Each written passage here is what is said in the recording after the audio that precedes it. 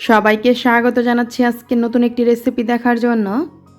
আজকে আপনাদের সাথে শেয়ার করব শুধুমাত্র 10 মিনিটে তৈরি করা যায় সকাল বা বিকালে মজাদার একটি নাস্তার রেসিপি। আশা করি রেসিপিটি আপনাদের কাছে অবশ্যই সহজ এবং ভালো লাগবে। চলুন দেখে নেই পুরো প্রস্তুত প্রণালী। একটা মিক্সিং বলে আমি এখানে 3 টেবিল চামচ ছোটো করে টুকরো করে নেওয়া গাজর কুচি নিয়ে নিলাম। তারপরে এখানে নিয়ে নিচ্ছি 2.5 টেবিল চামচ ক্যাপসিকাম কুচি। সবুজ ক্যাপসিকামটা আমি এখানে নিয়েছি। তারপর আমি এখানে 4টি বড় সাইজের কাঁচামরিচ কুচি নিয়ে নিলাম। 1 চা চামচ চিনি নিয়ে নিলাম। তারপর পরিমাণ মতো লবণ দিয়ে দিচ্ছি।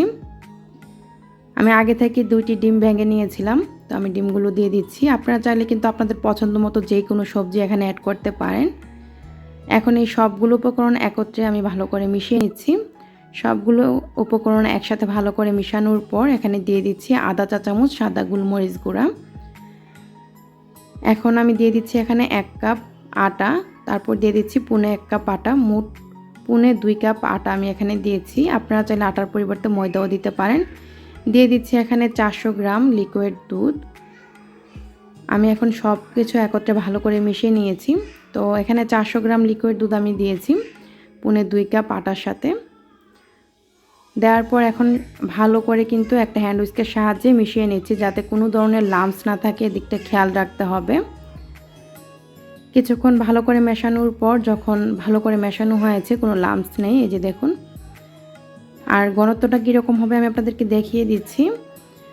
একদম বেশি পাতলাও হবে না, আবার একদম বেশি ঘনও হবে না, ঠিক এরকম হবে এই ব্যাটারটা। তো আমাদের এখানে কিন্তু এই ব্যাটারটা তৈরি, আর এই ব্যাটারটা বেশিক্ষণ সময় ধরে রাখার কোনো দরকার নেই। তৈরি করে সাথে সাথে বানিয়ে নেওয়া যাবে। তো আমি চুলায় একটা প্যান বসিয়ে দিয়েছি। প্যানটা গরম করে নিয়ে সামান্য পরিমাণে তেল ব্রাশ করে দিচ্ছি। অল্প পরিমাণে তেল ব্রাশ করে দিলেই হবে। তারপর দিয়ে দিচ্ছি আমি এখানে অল্প একটু ব্যাটার। আমি সুবিধার জন্য একটা জারে নিয়ে নিয়েছি। তো ব্যাটারটা দেওয়ার সাথে সাথে কিন্তু একটু ছড়িয়ে দিতে হবে। আমি একটু বড় সাইজের করে তৈরি করছি, আপনারা আপনাদের পছন্দ মতো ছোটো বড় করে তৈরি করতে পারেন। প্রায় 1 মিনিট পর যখন উপরটা ঠিক এরকম একটু হয়ে এসেছে, তখন আমি সামান্য তেল ব্রাশ করে দিচ্ছি। অল্প পরিমাণে তেল ব্রাশ করে দিলে হবে, বেশি তেল দেওয়ার কোনো দরকার নেই। তারপর প্রায় আরও 23 সেকেন্ড পর, মোট 1.5 মিনিট পর আমি উল্টিয়ে দিয়েছি। এখন 40 থেকে 45 সেকেন্ড রেখে দিলে কিন্তু হয়ে যাবে। 2.5 মিনিটের মতো সময় লাগবে এক একটা রুটি হতে। এই যে দেখুন, তো আমাদের এখানে কিন্তু তৈরি হয়ে গিয়েছে। এখন আমি চুলা থেকে নামিয়ে নিচ্ছি।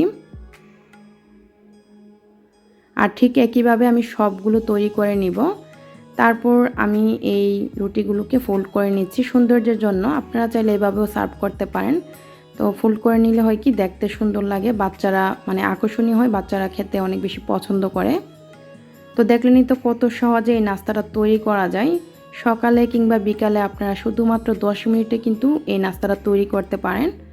আর কতটা তুলতুলে হয়েছে আপনারা নিশ্চয়ই দেখেই বুঝতে পারছেন, অনেক বেশি সফট, খেতেও কিন্তু দারুণ হয়। আপনারা অবশ্যই এভাবে বাচ্চাদেরকে তৈরি করে দিতে পারেন।